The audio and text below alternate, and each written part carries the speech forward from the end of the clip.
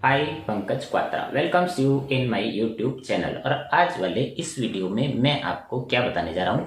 आपने देखा होगा लास्ट वीडियो में मैंने आपको सैंपल क्वेश्चंस बताए थे, शॉर्ट हैंड के वो सैंपल क्वेश्चन और पैटर्न बताया था कि किस तरह का आपका एग्जाम पेपर प्रश्न पत्र क्वेश्चन पेपर आने वाला है। तो आपने वो प्रश्न देखे, काफी कमेंट आए कि सर इनके एग्जैक्ट आंसर भी बता दो। तो आज वाले इस वीडियो में मैं उन प्रश्नों के उत्तर बताऊंगा कि एग्जैक्ट आंसर क्या हो सकते हैं और आपकी स्टडी इससे बेहतर होगी, अच्छी होगी, अच्छे मार्क्स आएंगे।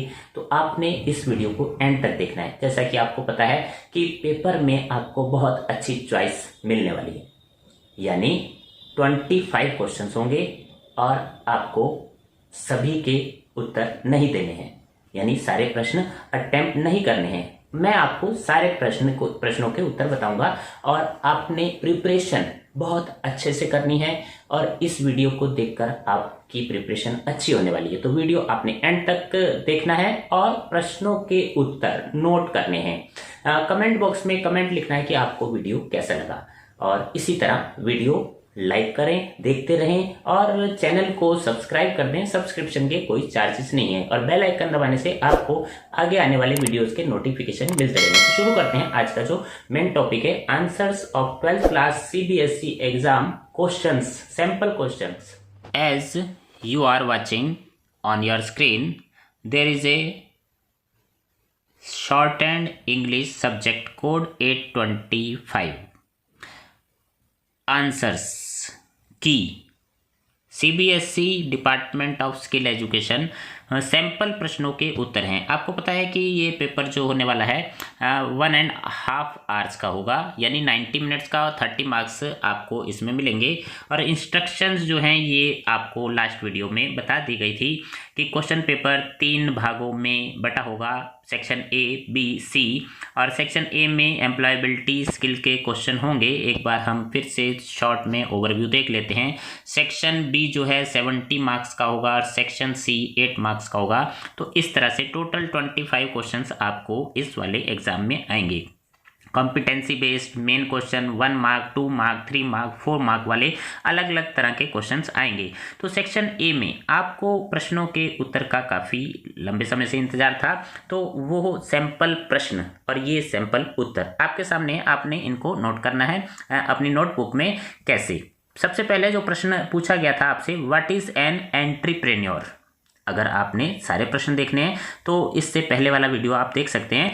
एंट्रीप्रेन्योर यानी उद्यमी कौन होता है आपकी नज़र में, आप उसको उद्यमी को क्या समझते हैं? तो आप इसका उत्तर इस प्रकार से दे सकते हैं, a self employed person who is always trying to make his her business by taking risk.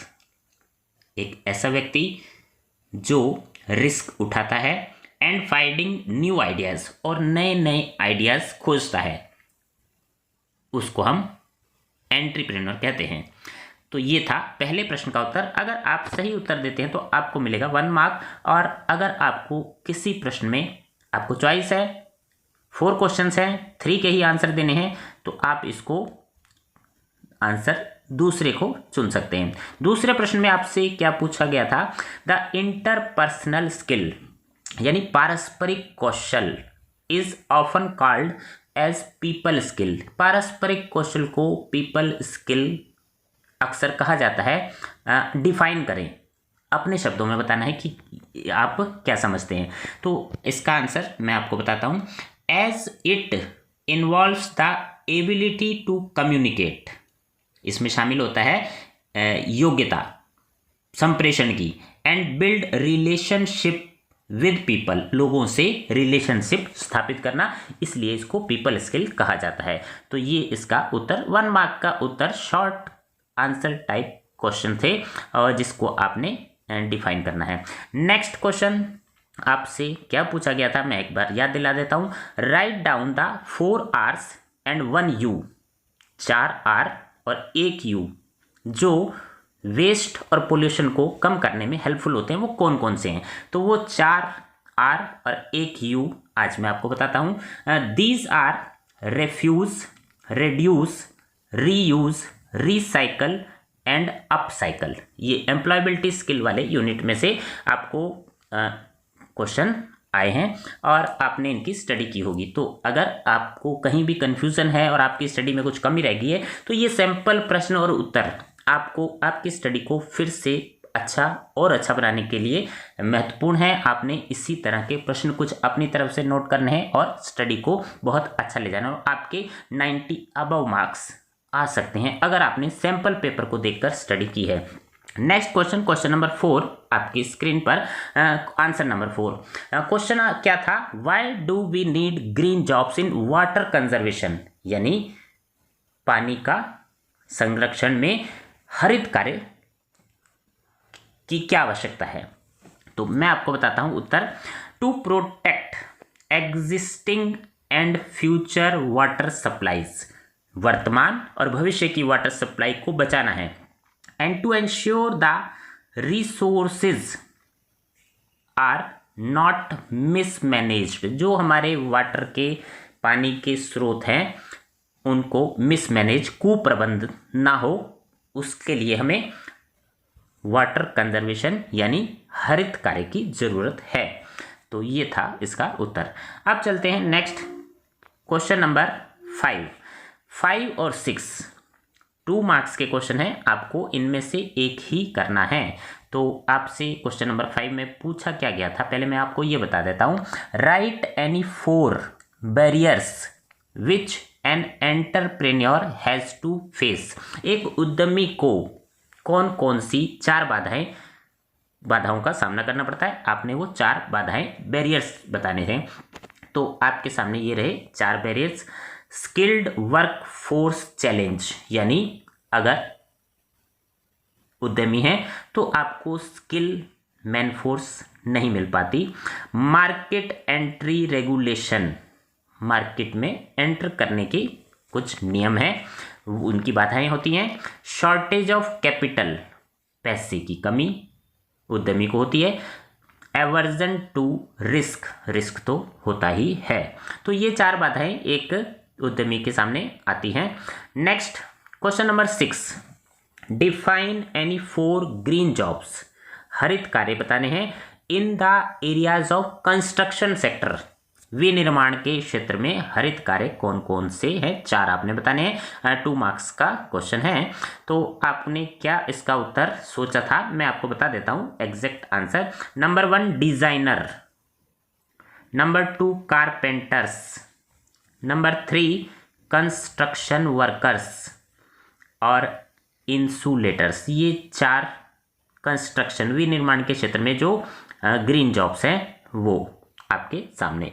अब चलते हैं नेक्स्ट, जो main subject skill, short and subject skill, इसमें आपसे क्या पूछा गया है। पहले 7वें प्रश्न में आपसे ये पूछा गया था, राइट डाउन एनी 4 वर्ड्स, 4 शब्द बताने हैं, for which the doubling principle is used, doubling का नियम जहां यूज होता है इन एडवांस फ्रेजोग्राफी। ध्यान से प्रश्न को आपने पढ़ना है तभी आपने उत्तर देना है। 4 शब्द बताने हैं, डबलिंग प्रिंसिपल और एडवांस फ्रेजोग्राफी में यूज हुआ दिखाना है। तो डबलिंग प्रिंसिपल जो एडवांस फ्रेजोग्राफी में यूज होता है किस लिए होता है, मैं आपको बता देता हूं। एक तो अदर के लिए, डियर के लिए, देयर के लिए, देयर 2 होते हैं और इस तरह से 4 आपने जो एडवांस फ्रेजोग्राफी के डबलिंग प्रिंसिपल के यूजेस बताने हैं। तो ये आपके सामने है। Next question number 8, question number 8 में आपसे पूछा गया था, पहले मैं बता देता हूं क्या पूछा गया था। How can you make use of small circle, छोटा सर्कल, एंड लार्ज सर्कल, बड़ा circle, small circle S, large circle S W in advance phraseography में आप इसे कैसे यूज करेंगे। तो आंसर है आपका 1 मार्क का है। सर्कल एस जो है फ्रेजोग्राफी में यूज होता है एज के लिए, हैज के लिए, इज के लिए और अस के लिए, और एस डब्ल्यू एज वी के लिए, एज एंड डब्ल्यू के लिए। तो ये आपका उत्तर, अगर आपने यही उत्तर सोचा था तो आपका आंसर सही है, आपको मिलेंगे 1 मार्क। नेक्स्ट क्वेश्चन नंबर 9 में आपसे ये पूछा गया था, एक्सप्लेन द आउटलाइन, एक आउटलाइन दिखाई गई है, and which principle of फ्रेजोग्राफी is being used for the same, और इसमें फ्रेजोग्राफी का कौन सा नियम लागू होता है। तो जो आउटलाइन थी वो था बाय द वे, और इसमें रूल है ओमिटिंग द लोगोग्राम। लोगोग्राम ओमिट वाला रूल इसमें यूज हुआ है। तो अगर आपने यही आंसर इसका सोचा है तो आपका 1 मार्क बिल्कुल एग्जैक्ट आपको मिलेगा। Next question number 10, define N intersection. Intersection क्या होता है? And the answer is the method of writing one stroke through another. एक स्ट्रोक दूसरे के ऊपर आ जाता है, इज कॉल्ड इंटरसेक्शन, या कटिंग ऑफ स्ट्रोक्स भी कह सकते हैं। तो ये इसका आंसर हुआ। अब चलते हैं नेक्स्ट क्वेश्चन नंबर 11। 11 में फिर आपको एक आउटलाइन दी गई थी, फ्रेज था इन राइटिंग एक्सप्लेन। आउटलाइन दी है, उसको explain and which stroke is being used to employ the intersection. Intersection में कौन सा स्ट्रोक यूज हुआ है, इस आउटलाइन का आपने एक्सप्लेन करना है। तो आंसर है आपके सामने, इट इज कंजर्वेटिव क्लब। तो कंजर्वेटिव क्लब की आउटलाइन है और the stroke is SR, circle S and upward R is employed in writing the same. तो 1 मार्क का ये क्वेश्चन आपका हो गया। अब चलते हैं next question number 12। Question number 12 में आपसे क्या पूछा गया था, मैं आपको एक बार बता देता हूं। Write down the words for which the stroke R up. R up वाला स्ट्रोक जो है ये इंटरसेक्शन में किस लिए यूज होता है। तो आपके सामने आंसर आ गया है। R upward is employed to represent requirement and railway. इनके लिए आर अप इंटरसेक्शन आप कर सकते हैं। तो ये था आपका 12 क्वेश्चन। अब चलते हैं 1 मार्क वाला लास्ट 13 क्वेश्चन। आपने सारे प्रश्नों के उत्तर नहीं देने, जैसा कि आपको लास्ट वीडियो में बताया गया। आपने इनमें से 7 में से कोई से 5 क्वेश्चन ही अटेम्प्ट करते हैं। तो 13 क्वेश्चन आपके सामने मैं बता देता हूँ। Define the difference in writing form of agreement and agreement form. Intersect करते हैं तो इनमें क्या अंतर है, कैसे पहचान होती है। तो आंसर आपके सामने, in writing form of agreement stroke F is used as intersecting the agree. F जो है एग्री इंटरसेक्ट होगा, but in agreement form stroke F is used as intersecting ment. यहाँ पर मेंट को इंटरसेक्ट किया जाएगा, कट किया जाएगा, और वहाँ पर एग्री को कट किया जाएगा। तो इस तरह से पहचान हो जाएगी कि फॉर्म ऑफ एग्रीमेंट है या एग्रीमेंट फॉर्म है। यानी पहला स्ट्रोक अगर आपने शुरू में उसको कट करा है, इंटरसेक्ट करा है, तो वो पहले पढ़ा जाएगा, और बाद वाले आउटलाइन कट की है तो वो बाद में पढ़ा जाएगा। तो ये थे 1 मार्क वाले क्वेश्चन। अब चलते हैं क्वेश्चन नंबर 14। आपसे क्या पूछा गया था क्वेश्चन नंबर 14 में? Define the difference between the phraseography and phraseogram. ये आपने 11th से ही पढ़ा है। तो 11th में जो पढ़ा है तो उसको भी आपने थोड़ा सा याद रखना है, भूलना नहीं है। इस शुरुआत हमने 11th से करी थी और एडवांस फ्रेजोग्राफी आपने 12th में पढ़ी। तो फ्रेजोग्राफी और फ्रेजोग्राम में आपने इसको डिफाइन करना है। एंड मैं आंसर आपको बता देता हूं। Phraseography is the writing of 2 और मोर वर्ड्स, 2 या 2 से ज्यादा वर्ड्स विदाउट लिफ्टिंग द पेन, बिना पेन या पेंसिल को उठाए, and the resulting outline being called a phraseogram. और उससे बनने वाली जो आउटलाइन होती है वो फ्रेजोग्राम होती है। यानी फ्रेजोग्राफी का मतलब है 2 और more words joining without lifting the pen और पेंसिल, और जो उससे आउटलाइन बनती है वो फ्रेजोग्राम कहलाती है। तो ये हो गया आपका answer. Next question number 14, 2 marks वाले क्वेश्चन है। आपसे क्या पूछा गया था मैं बता देता हूं। How the circles. अगर आपने इनके सारे आंसर्स और पैटर्न देखना है पेपर का तो आपके जो है लास्ट वाला वीडियो देखना पड़ेगा, और इस वीडियो की जो है मैं आई बटन में ऊपर आपको लिंक दे दूंगा। इसी वीडियो में आई बटन पर आप प्रेस करेंगे तो आपको लिंक मिल जाएगा, और इसी से रिलेटेड शॉर्ट एंड थ्योरी से रिलेटेड बहुत सारे आपको वीडियोस मिल जाएंगे। उसके लिए आपको इसी चैनल पर प्लेलिस्ट देखनी होगी, और हर टॉपिक से रिलेटेड आपको वीडियोस मिलेंगे, क्वेश्चन होंगे, आंसर्स होंगे, बहुत सारी जानकारी आपके लिए इसी चैनल पर उपलब्ध है। तो हम बता रहे थे कि क्वेश्चन नंबर 15 आपसे पूछा गया, how the circle S and shun hook are used, S का सर्कल और shun hook are used in advance phraseography. कैसे यूज होता है, एक्सप्लेन विद एटलीस्ट 4 एग्जाम्पल। अब यहाँ आपसे 4 एग्जाम्पल आउटलाइन पूछी है, तो आपने वो 4 आउटलाइन बतानी है। सबसे पहले हम देख लेते हैं कि 15 question. Circle S and shun hook is used for the word association. Advance phraseography में ये एसोसिएशन के लिए यूज होता है। इजी एग्जाम्प्लिग्रेशिया, for example traders association, political association, your association, labour association. तो एसोसिएशन एस और शन से बन जाते हैं एडवांस फ्रेज। अब चलते हैं next question number 16।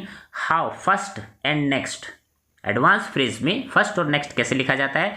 Give example with shorthand outlines, example देना और आउटलाइन भी बतानी है। तो आपके सामने इसका उत्तर ये रहा। Loop is used for first and next, जो लूप यूज होता है और फर्स्ट और नेक्स्ट कैसे बनता है, ये आपके सामने पहली आउटलाइन। एट फर्स्ट, आप एट लिखेंगे उसके साथ एस टी का लूप लगा देंगे तो एट फर्स्ट हो जाएगा। और इसी तरह एट फर्स्ट कॉस्ट, इस तरह से बन जाएगा। तो ये आपके सामने फ्रेज हो गए 2। आगे देखते हैं सैटरडे नेक्स्ट। अब सैटरडे आपने इस तरह से सैटरडे लिखना है, एस का सर्कल, सैटरडे नेक्स्ट। अब नेक्स्ट लिखते समय एस टी लूप थोड़ा सा एन एस टी वाला लूप बन जाएगा। इसी तरह मंडे फर्स्ट और मंडे नेक्स्ट लिखना है तो इधर से बना देंगे, फर्स्ट लिखना है तो इस तरह से। तो 4 आउटलाइन आपको बतानी थी, 4 आउटलाइन आपने बना दी, आपको मिलेंगे 2 मार्क्स। चलते हैं नेक्स्ट क्वेश्चन नंबर 17। आपसे पूछा क्या गया था, मैं पहले ये बता देता हूँ।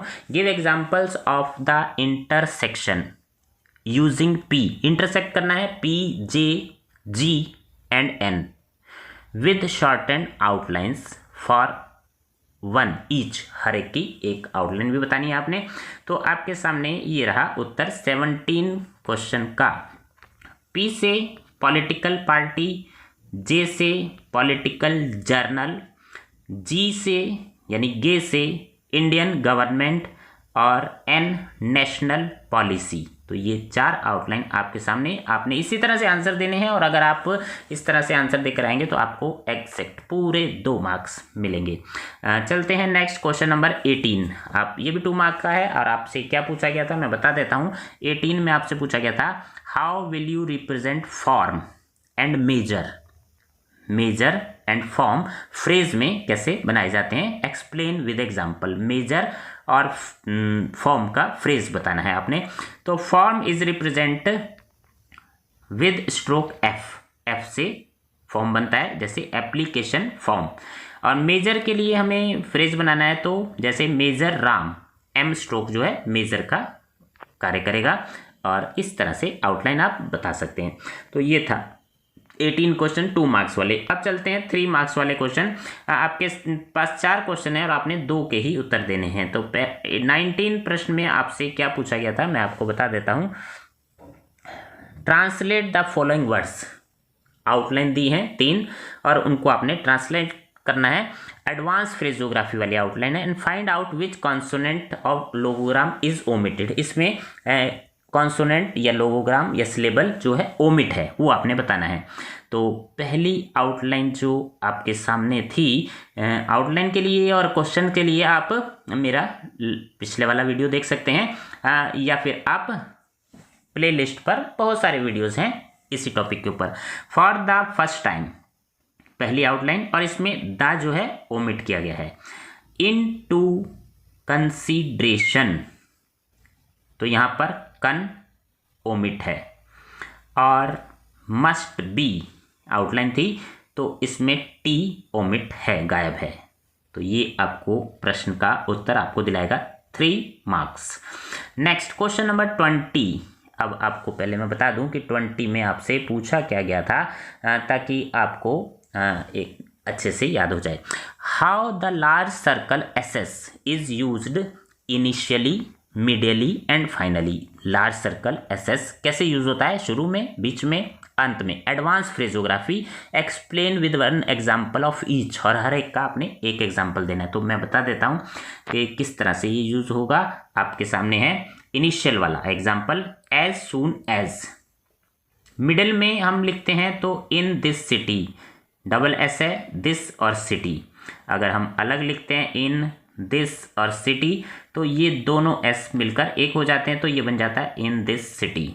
ठीक है। फाइनल में यूज करना है तो दिस इज, दिस हम अलग लिखते हैं, इज अलग लिखते हैं, दोनों को जोड़ देते हैं तो बड़ा सर्कल हो जाता है, तो दिस इज बन जाता है। तो बहुत आसान प्रश्न आपके सामने आए और आपको बहुत अच्छे मार्क्स लाने के चांसेस बन रहे हैं अगर इसी टाइप का आपका पेपर आता है और आपने अच्छी स्टडी की है। तो ये पेपर देखने से और आंसर देखने से आपको पता लग जाएगा कि आपकी अब तक की कितनी स्टडी हो गई है और आपको कितनी स्टडी अभी और करनी है। चलते हैं नेक्स्ट क्वेश्चन नंबर 20। हाउ 20 हो गया, 20 के बाद 21।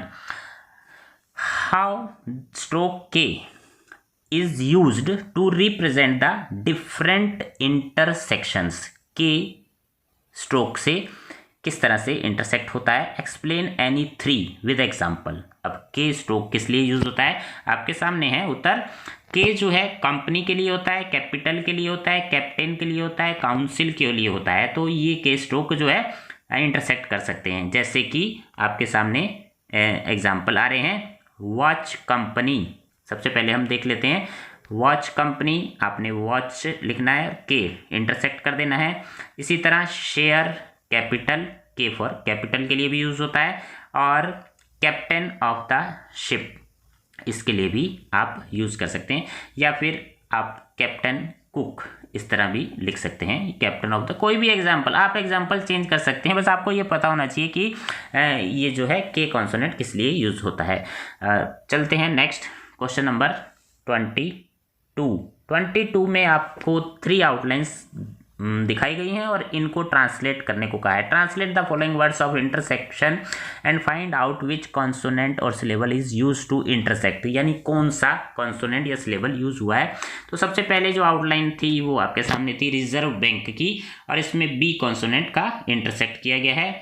लो वैल्यूएशन में वी कॉन्सोनेंट इंटरसेक्ट हुआ है, और प्रोफेसर ऑफ म्यूजिक बहुत ही आसान, PR hook is used for intersection. आपने सारे प्रश्नों के उत्तर नोट करने हैं और कर ही रहे होंगे। वीडियो एंड तक देखना है, अपनी स्टडी बहुत अच्छे से करनी है और अच्छे मार्क्स लाने हैं। और जब मार्क्स आ जाएंगे आप एक बार अपने मार्क्स इसी वीडियो के कमेंट बॉक्स में आपने बताने हैं कि आपके कितने मार्क्स आए, आपको कितना वीडियो हेल्पफुल हुआ, और अपने आने वाले साथियों को भी बताएं कि इसी चैनल पर बहुत सारे वीडियोस हैं जो आपके लिए काफ़ी हेल्पफुल हैं। Section C competency based question ये रहे आपके सामने। कॉम्पिटेंसी बेस्ड क्वेश्चन जो है 4 मार्क के हैं। आपके सामने 2 ही प्रश्नों के उत्तर देने हैं। 3 प्रश्न है, आपको एक प्रश्न की चॉइस है। अगर आपको थोड़ा भी डाउट होता है तो आप कोई सा भी एक प्रश्न छोड़ सकते हैं आंसर देने में, अगर दुविधा हो रही है, डिफिकल्टी आ रही है। 23 प्रश्न में आपसे क्या पूछा गया था, form the outlines at least 1 each. Outline बनानी है एक प्रत्येक की, फ्रॉम इनिशियल हुक, शुरू वाला जो हुक होता है R and L, एक एक आउटलाइन। फाइनल हुक NFV, इन एडवांस फ्रेजोग्राफी में ये यूज करके दिखाना है, और एग्जाम्पल आपने देना है। 4 एग्जाम्पल आपको देने हैं, 4 उत्तर आपके हो जाएंगे। कैसे, मैं आपको बता देता हूं। आप ये एग्जाम्पल भी दे सकते हैं या आपको कोई और इजी भी लग सकता है। R हुक से बनता है it appears, okay. L hook ये भी इनिशियल हुक है, बाय ऑल मीन्स, आप ये एग्जाम्पल दे सकते हैं या कोई और भी। N हुक फाइनल हुक है, कैरीड ऑन, फ्रेज बन गया। V हुक से आउट ऑफ बन जाता है। बहुत ही आसान प्रश्न है, लेकिन मार्क्स बहुत अच्छे हैं। मैक्सिमम मार्क्स 4 वाले क्वेश्चन इस वाले सैंपल पेपर में है, और आपको 4 अंक मिलेंगे इस प्रश्न का उत्तर देने पर। यदि आपको कहीं भी कुछ डाउट है तो आप नेक्स्ट क्वेश्चन देख सकते हैं। एक क्वेश्चन की चॉइस है, हाउ द हाविंग प्रिंसिपल। 24 में आपसे हाविंग प्रिंसिपल फ्रेजोग्राफी में पूछा गया, elucidate the same with at least 4 example. 4 example यहाँ भी देने हैं आपको, और उनकी आउटलाइन बनानी है। हाविंग प्रिंसिपल फ्रेजोग्राफी में कैसे यूज होता है, तो मैं आपको बता देता हूँ कैसे। उत्तर आप दे सकते हैं, having principle is used for it, it के लिए यूज होता है, टू के लिए, वर्ड के लिए, वुड के लिए, एंड टी के लिए। और इनसे कैसे वर्ड बनते हैं, पहले हम देखते हैं इट के लिए। इफ इट, और इफ़ इट इज़ नॉट, ये फ्रेज हैं हाविंग वाले। और टू के लिए अगर आपने एग्जाम्पल देना तो एबल टू मेक, ये एग्जाम्पल दे सकते हैं। इसी तरह नॉट के लिए भी having principle, you may not, you must not, ये एग्जाम्पल आपके लिए। और वुड या वर्ड के लिए भी जो यूज़ होते हैं, दिस वुड लिख सकते हैं, दिस वर्ड। तो आपकी स्टडी कहाँ तक हो गई है, कितना अभी स्टडी करना बाकी है, इसी टाइप के क्वेश्चन आपको आने वाले हैं। अगर कुछ कमी है, पास होना मुश्किल नहीं है, बात है अच्छे मार्क्स लाने की। तो 25 लास्ट क्वेश्चन आपके सामने आंसर है। और लास्ट प्रश्न में आपसे ये पूछा गया था, right the principles of intersection of strokes. नियम बताना है इंटरसेक्ट स्ट्रोक करने का। Which type of words is represented by intersecting authority and department. Authority और डिपार्टमेंट वर्ड्स को कैसे रिप्रेजेंट करते हैं। जस्टिफाई विद सूटेबल आउटलाइंस, और आउटलाइन भी बना के दिखानी है, आपको मिलेंगे 4 मार्क्स। सबसे पहले आंसर देखते हैं। अब आंसर प्रश्न आपने देख लिया। The principle of intersecting one stroke through another, एक स्ट्रोक को दूसरे स्ट्रोक से, और writing the stroke in close proximity. अगर एक स्ट्रोक को दूसरे स्ट्रोक से इंटरसेक्ट नहीं कर सकते तो उसको पास पास लिख देते हैं, the stroke in close proximity to another, उसके पास में ही।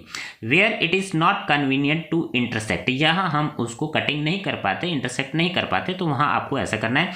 When the word to be indicated by intersecting stroke come first, the stroke is struck और रिटन फर्स्ट। पहला स्ट्रोक आपने इंटरसेक्ट करा है तो वो पहले पढ़ा जाएगा। When the intersecting strokes comes after, intersecting वाला जो स्ट्रोक है बाद वाले को अगर इंटरसेक्ट किया है तो इट इज रिटन आफ्टर, तो बाद में ही लिखा जाएगा। तो ये इसका रूल है। और अथॉरिटी एंड डिपार्टमेंट के लिए हम कौन सा स्ट्रोक यूज करते हैं। अथॉरिटी के लिए TH, द जो है TH is employs to represent the word authority. इथ, गवर्नमेंट, अथॉरिटी ऑफ गवर्नमेंट, तो पहले है, अथॉरिटी पहले है तो पहले वाला जो है कॉन्सोनेंट स्ट्रोक को हमने इंटरसेक्ट कराए। लीगल अथॉरिटी, यहाँ बाद वाला, लीगल बाद वाले, अथॉरिटी बाद में है तो बाद वाला स्ट्रोक जो है आउटलाइन जो है उसको इंटरसेक्ट किया है। इसी तरह डिपार्टमेंट के लिए D यूज होता है। होम पहले है, डिपार्टमेंट बाद में है, होम डिपार्टमेंट। इलेक्ट्रिसिटी डिपार्टमेंट, यहाँ क्लोज प्रॉक्सिमिटी में लिखा है इलेक्ट्रिसिटी डिपार्टमेंट, क्योंकि इसको हम इंटरसेक्ट नहीं कर पा रहे तो इसलिए हमने ऐसा लिख दिया है। तो ये आउटलाइन आपके सामने सारा प्रश्न मैंने उत्तर आपको एक्सप्लेन कर दिए। आपको वीडियो कैसा लगा आप कमेंट बॉक्स में बताएंगे और आपके बहुत अच्छे मार्क्स आएंगे।